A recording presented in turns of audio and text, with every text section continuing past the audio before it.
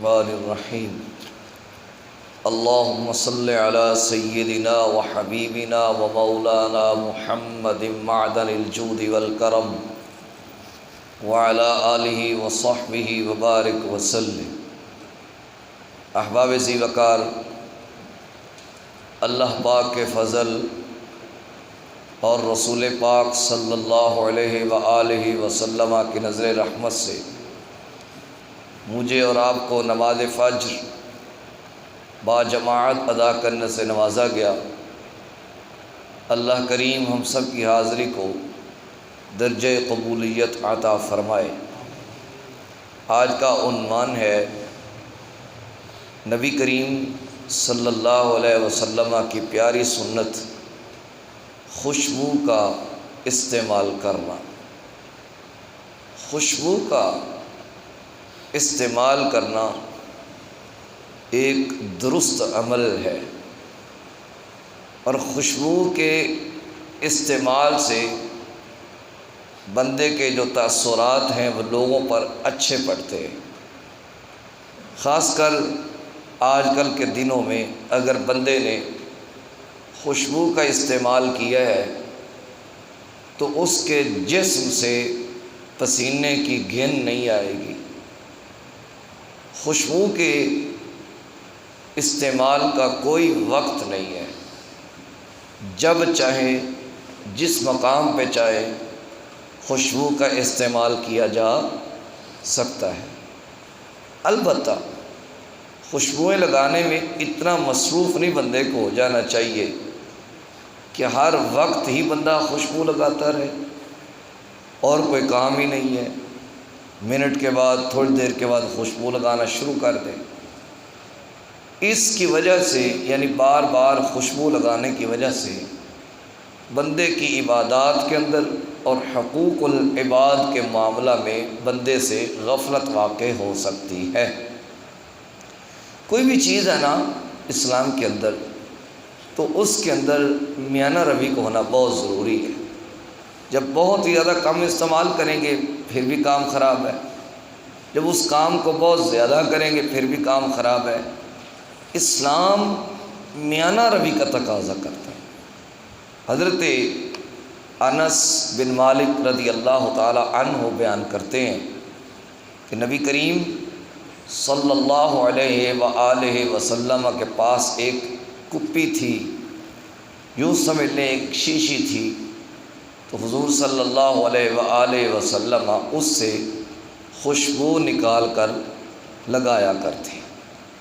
اب اس کی وضاحت میں بڑی پیاری بات لکھی گئی کہ نبی کریم صلی اللہ علیہ وآلہ وسلم مختلف اوقات میں خوشبو کا استعمال فرماتے، اور یہ بھی لکھا گیا کہ حضور صلی اللہ علیہ وآلہ وسلم کو تو خوشبو کے استعمال کی ضرورت ہی نہیں تھی۔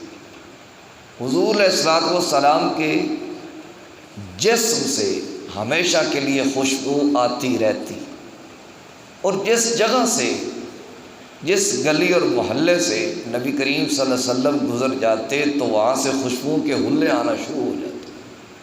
صحابہ کرام فرماتے ہیں کہ جب حضور صلی اللہ علیہ وسلم ہمیں نہ مل رہے ہوتے تو ہم حضور کو حضور کی خوشبو سے ڈھونڈا کرتے، تو یہاں تک حضور صلی اللہ علیہ وسلم کی خوشبو شریف آتی اور حضور کے پسینے مبارک سے خوشبو آتی۔ حضور کی بارگاہ میں ایک صحابی حضرت ام سلیم رضی اللہ تعالی عنہ آ کے عرض کرتے ہیں، یا رسول اللہ صلی اللہ علیہ وسلم، میں نے اپنی بیٹی کی شادی کرنی ہے تو اس کے لیے خوشبو نہیں ہے۔ تو حضور صلی اللہ علیہ وآلہ وسلم نے ایک چھوٹی سی ڈبیا میں حضرت ام سلیم کو اپنے پسینے کے چند قطرے عطا فرمائے، اپنے پسینے پاک کے چند قطرے عطا فرمائے۔ جب حضرت ام سلیم رضی اللہ تعالی عنہ لے کے گئے تو خوشبو کا استعمال کیا تو بڑے بڑے رؤساء پوچھتے تھے سلیم خوشبو کہاں سے لے کے آئے ہو؟ تو یہ حضور صلی اللہ علیہ وسلم کے پسینے پاک کی خوشبو کی کیفیت ہے۔ اس لیے تو ہم کہتے ہیں نا، خوشبو ہے دو عالم میں تیری اے گلے چیدہ، کس منہ سے بیاں ہوں تیرے اوصاف حمیدہ۔ یا ہم اس ایسے بھی کہتے ہیں، یہ نہ سوچو کہ وہ آئیں گے تو ٹھہریں گے کہاں، وہ تو خوشیوں کی طرح دل میں اتر جاتے ہیں۔ بعض لوگ خوشبو کی طرح پڑھتے ہیں، بعض لوگ خوشیوں کی طرح، دونوں طرح ٹھیک ہے۔ جیسے خوشبو بندے کے دل میں گھر کا جاتی ہے نا، تو یہ خوشبو کا استعمال بہت پیاری سنت ہے۔ اب آئیے، حضور صلی اللہ علیہ وآلہ وسلم کون سی خوشبو کا استعمال فرمایا کرتے؟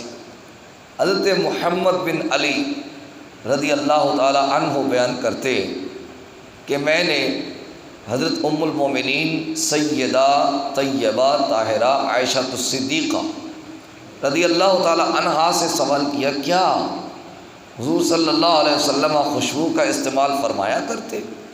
تو اماں جی نے فرمایا، ہاں، نبی کریم صلی اللہ علیہ وآلہ وسلم مشک اور عنبر کی خوشبو کا استعمال فرمایا کرتے۔ مشک اور عنبر یہ ایک قدرتی پیداوار ہے، یعنی یہ ایک جڑی بوٹی ہے خوشبو کی، قدرتی پیداوار، اور اس کے سونگھنے کی وجہ سے بندے کا جو دماغ ہے وہ معطر ہوتا چلا جاتا ہے، اور بندے کے ذہن کو فرحت اور تقویت ملتی چلی جاتی ہے۔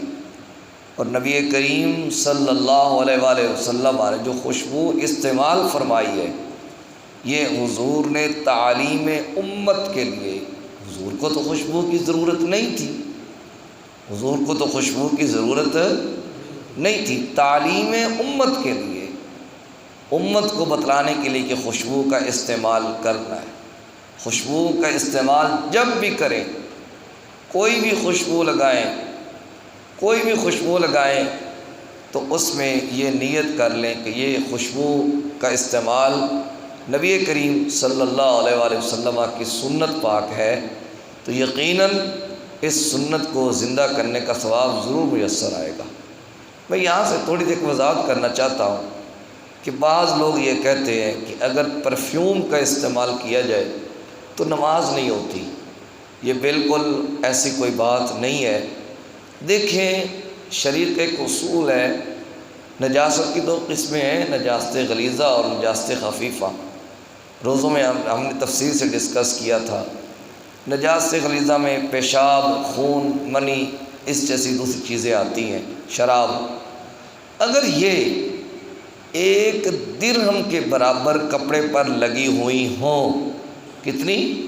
1 درہم کے برابر کپڑے پر لگی ہوئی ہوں، اور وہ ظاہر بھی ہو رہی ہو، نجاست غلیظہ کی تعریف بھی یہی ہے کہ وہ نظر آ رہی ہو، تو پھر بھی نماز ہو جاتی، پھر بھی نماز ہو جاتی۔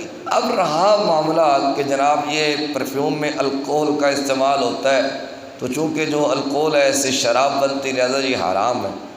آپ کی بات بالکل ٹھیک ہے، لیکن سوال یہ ہے کہ نجاست غلیظہ کا اصول یہ ہے کہ کپڑے پر 1 درہم کی مقدار میں لگی ہوئی ہو تو نماز ہو جاتی ہے، اور جو الکوہل ہے نا، یہ پرفیوم کی ایک شیشی میں چند قطرے ملائے جاتے ہیں، پرفیوم کی ایک شیشی میں چند قطرے ملائے جاتے ہیں، اور ویسے بھی جب کپڑے پر لگا لیتے ہیں تو یہ نظر شزر نہیں آتا، فوراً ختم ہو جاتا ہے۔